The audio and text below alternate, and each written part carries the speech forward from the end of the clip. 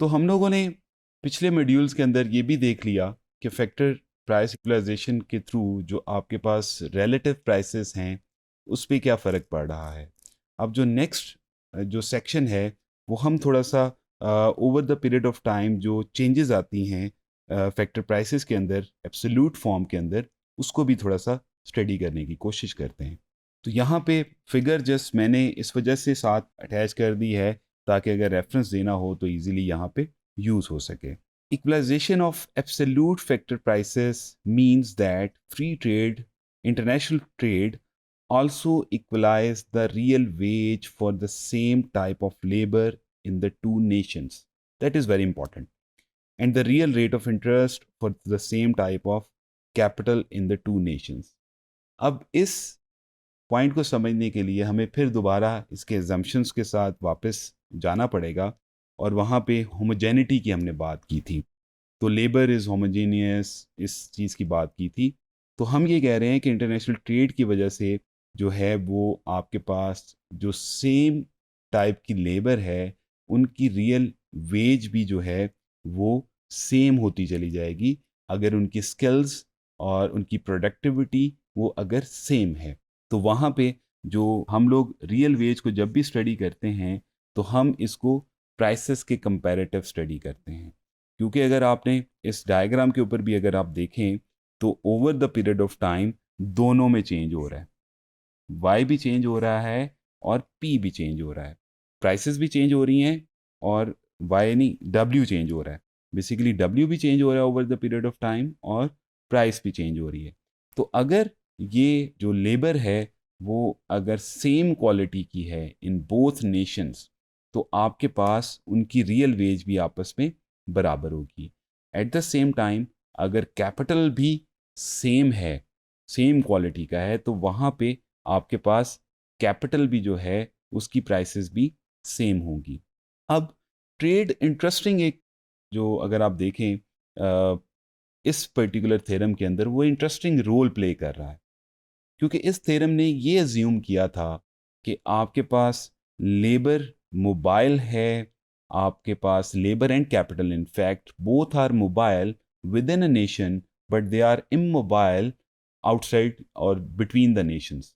That means कि आपके पास लेबर और capital within a nation एक जगह से दूसरी जगह पे जा सकते हैं। वाई गुड का कैपिटल एक्स गुड के कैपिटल में यूज हो सकता है, ये इसका अजम्पशन था। एट द सेम टाइम अगर नेशन टू की बात करें तो वहां पे भी ये पैटर्न थे। तो ट्रेड क्या कर रही है? ट्रेड ये कर रही है कि वो एक as a substitute role play कर रही है। इस वजह से यहाँ पे लिखा गया है trade acts as a substitute for the international mobility of factor production in its effect on prices. तो ट्रेड ने किया क्या है? बेसिकली ट्रेड ने ये किया है, उसने ये कहा है कि भाई आपकी जो इंटरनेशनल मोबिलिटी है वो तो रिस्ट्रिक्टेड है, क्योंकि हमने अज्यूम यहाँ पे ये करवाया इस थ्योरम के अंदर कि मूव नहीं कर सकते। तो ट्रेड को फिर जो लेबर है उसको फ़ायदा कैसे होगा? How basically they will get out of international trade? तो वो उस सूरत में हो सकते हैं वो उस साइड पे लेबर जाना शुरू कर दे जहाँ पे प्रोडक्शन ज़्यादा हो रही है सपोज कमोडिटी की, और अल्टीमेटली उसकी डिमांड ज़्यादा हो रही है। मगर अब मैं इस एजम्पशन को थोड़ा सा रिलैक्स करता हूँ कि ट्रेड इज़ जो मोबिलिटी है सॉरी फैक्टर प्रोडक्शन की, वो इस एजम्पशन के थ्रू पॉसिबल नहीं है बिटवीन नेशंस। तो अगर मैं इस एजम्पशन को रिलैक्स करता हूँ, suppose if I am saying that कि दो नेशंस की लेबर एक तरफ एक कंट्री से दूसरी कंट्री में जा सकती है, तो रिजल्ट क्या होगा? रिजल्ट ये होगा कि जहाँ पे लेबर की वेज ज़्यादा है या लेबर की डिमांड ज़्यादा है, वहाँ पे लेबर जो है जाना शुरू हो जाएगी और हो सकता है नेशन टू से लेबर फिजिकल फॉर्म के अंदर नेशन वन में आना शुरू कर दे।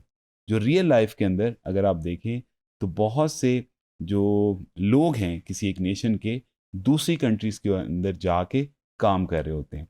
जैसे सपोज अगर हम पाकिस्तान के लेबर की ख़ास तौर पे बात करें या बांग्लादेश की लेबर की बात करें या इवन इंडिया की लेबर की बात करें, जो फिगर्स हैं वो ये बताते हैं कि 1960s and 70s and onward आपके पास मिडल ईस्ट कंट्रीज़ के अंदर बहुत सी लेबर यहाँ से गई है वहाँ पे, क्योंकि वहाँ पे लेबर डिमांड ज़्यादा थी कंस्ट्रक्शन के अंदर, ख़ास तौर पे जो कंस्ट्रक्शन सेक्टर है। तो वापस आते हैं हम इस तरफ, तो लेबर जो ट्रेड है वो क्या कह रही है? ट्रेड इस थ्योरम के थ्रू एक बेसिकली एक सब्स्टिट्यूट प्रोवाइड कर रही है। वो कह रही है कि नेशन वन के लोग नेशन वन में ही रहें और नेशन टू के लोग नेशन टू में ही रहें, लेकिन क्या हो, वो विद इन द सेक्टर जो है वो मूवमेंट पॉसिबल कर सकते हैं, बिकॉज आप वाई वाली लेबर जो वाई गुड को प्रोड्यूस कर रही है वो एक्स गुड को भी प्रोड्यूस कर सकती है। तो लेकिन सिर्फ फ़र्क यहाँ पे ये होगा कि जो ट्रेड जो है operates on the demand for factors and factor mobility operates on the supply of factors. तो दो कॉन्सेप्ट्स होते हैं बेसिकली, दोनों के अंदर जो ट्रेड है वो अल्टीमेटली ऑब्जेक्टिव तो दोनों का सेम ही है, लेकिन ट्रेड क्या ऑपरेट कर रही है? डिमांड फॉर फैक्टर्स की तरफ। आप देखें ट्रेड की वजह से जो फैक्टर्स डिमांड है, या आप कह लें लेबर की डिमांड, ये फैक्टर ऑफ प्रोडक्शन है ना, तो यहाँ पे फैक्टर से मुराद फैक्टर ऑफ प्रोडक्शन है। लेबर की डिमांड इंक्रीज कर रही है ट्रेड इन नेशन वन, और दूसरी साइड पे कैपिटल की डिमांड इंक्रीज कर रही है नेशन टू के अंदर। जबकि जो फैक्टर मोबिलिटी है वो सप्लाई साइड है। जब लेबर यहाँ से सपोज मिडल ईस्ट में जैसे मैंने एग्जांपल दी वो जा रही है, तो अल्टीमेटली लेबर खुद सप्लाई हो रही है, ये लेबर सप्लाई साइड फैक्टर है। तो जो ऑब्जेक्टिव है अल्टीमेटली वो दोनों का सेम ही होगा। सिर्फ यहाँ पे एक ये थोड़ा सा डिफरेंस है कि पहले केस के अंदर जब ट्रेड पॉसिबल करती है, ऐसी अपॉर्चुनिटी देती है लेबर को from move from one sector to another sector, then the labour will stay at nation one, और जो आपके पास ऑफ नेशन वन जो लेबर नेशन वन की है वो नेशन वन के अंदर ही रहेगी, और नेशन टू की लेबर नेशन टू के अंदर, और जो कैपिटल नेशन टू का है वो नेशन टू के अंदर ही रहेगा। आल दो जो अब अभी तक हम अजम्पशंस कुछ ऐसे पढ़ रहे हैं जो रियलिटी बेस नहीं है, ऐसा नहीं होता, लेकिन हम उसको नेक्स्ट कुछ मॉड्यूल्स के अंदर इन अजम्पशंस को रिलैक्स करके रियल लाइफ के अंदर जिस तरह चेंजेस आती हैं, या जो रियलिटी बेस या एविडेंस बेस्ड बातें जो हैं वो कुछ मॉड्यूल्स में करेंगे हम लोग।